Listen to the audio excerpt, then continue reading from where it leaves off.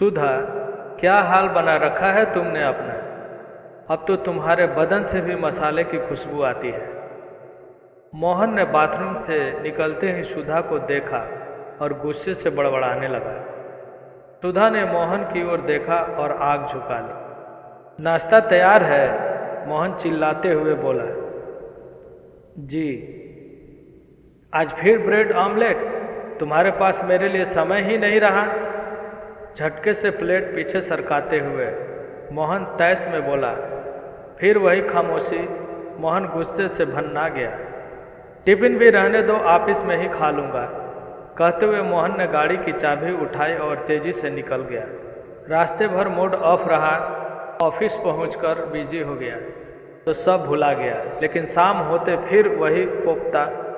घर तो जाना ही पड़ेगा। जैसे ही गाड़ी में बैठा कि माँ का फ़ोन आ गया। अनमने मन से फ़ोन उठाया। न उठाता तो माँ चिंतित होकर बार बार फ़ोन करती रही। हेलो। हाँ माँ, कैसा है बेटा? माँ ने फ़ोन उठाते ही हमेशा की तरह पहला प्रश्न। ठीक हूँ माँ, मोहन ने खुद को संयम करते हुए जवाब दिया। पर माँ तो माँ ही होती है ना। एक पल में माँ ने भांप लिया कि मोहन के मन में कोई तो उथल पुथल मची हुई है। और सुना, बहू बच्चे ठीक हैं? कितने दिन हो गए तुझे देखे। जब से तेरी नौकरी दूसरी शहर में लगी है, तरस गई हूँ तुझे देखने को। टाइम निकाल कर आ जा जल्दी। जी माँ, जल्दी ही आऊँगा। आज उदास क्यों है रे? माँ ने पूछे बिना ना रहा गया। माँ के प्रेम का जरा सा सहारा पाते ही आक्रोश का ज्वालामुखी सा फूट पड़ा। माँ, वक्त के साथ सुधा में बहुत बदलाव आ गया है। अब कुछ भी पहले जैसा नहीं है। न तो अब वह मेरी ठीक से ध्यान रखती है और न मेरी पसंद का खाना तक बनाने का समय नहीं रहा अब उसके पास। माँ, I am fed up now. Mohan के मन में चल रहे सारी उमड़ धुमड़ एक ही झटके में उबल पड़ी। माँ ने ध्यानपूर्वक मोहन की सब बातें सुनी और फिर पूछा, और तू नहीं बदला क्या? सच बताना, क्या तू सुधा को पहले की तरह समय देता है? मोहन को एक पल को कोई जवाब न सूझा। क्या तू उसे घुमाने, सिनेमा दिखाने या पहले की तरह शॉपिंग कराने ले कर जाता है? माँ, उसके पास तो टाइम ही नहीं है। यही तो सबसे बड़ी प्रॉब्लम है। बेटा, मैं भी इसी दौर से गुजर चुकी हूँ।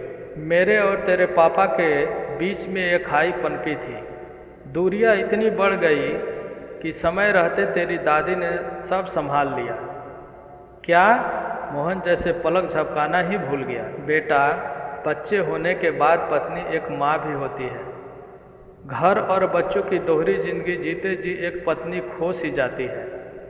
पति शायद इस बात को उतना गहराई से नहीं समझ पाते।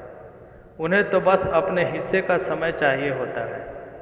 माँ, याद है जब हम सब साथ रहते थे तो मैं किसी न किसी बहाने से तुम दोनों को बाहर भेज देती थी और खुद बच्चों को संभाल लेती थी। पर दूसरे शहर में जाकर बहू को किसका सहारा है?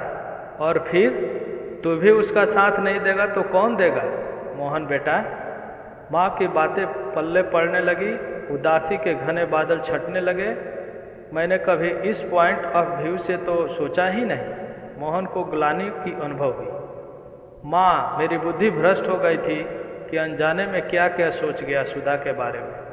माँ, आज तुमने मुझे सही राह दिखाई ना होती तो मेरा तो घर बर्बाद हो जाता। शुभ शुभ बोल मोहन। प्रेम तो एक गहरा सागर है। इस सागर में जितना डूबोगे उतना सुख पाओगे। माँ, थैंक यू। शर्मिंदगी सी महसूस हुई मोहन को, पर माँ ने अपना रोल बखूबी निभा दिया था और उथल पुथल का कीड़ा मोहन के मन से निकाल फेंका था। सदा सुखी रहो मेरे लाल। अब फोन रख और खुश मन और सकारात्मक विचारों के साथ घर जा। सुधा इंतजार करती होगी। जी माँ। मोहन की आवाज़ में लरजती खुशी की लहर महसूस कर चुकी थी माँ। घर पहुँचते ही मोहन ने ऐलान कर दिया, जल्दी से तैयार हो जाओ, आज डिनर बाहर ही करेंगे। और आराध्या, आज तुम्हारी पसंद की आइसक्रीम भी खाएंगे। पर मैंने तो खाना बना लिया। आप सुबह भी बिना कुछ खाए चले गए। सॉरी मोहन जी। सुधा की रुआसी आवाज़ और लाल आंखें बता रही थी कि बहुत रोई होगी आज। सॉरी तुमने नहीं, मुझे कहना है तुमसे। तुम्हें बहुत इग्नोर किया इतने दिन, अब और नहीं। मोहन सुधा की आंखों में झिलमिलाती आंसुओं को जैसे पी जाना चाहता था। जाओ जल्दी से मेरी पसंद की नीली शिफॉन की साड़ी पहनकर तैयार हो जाओ, और हाँ, रेड लिपस्टिक ही लगाना। अब दोनों के साथ साथ बेटी आराध्या की मुस्कुराहट देखने लायक।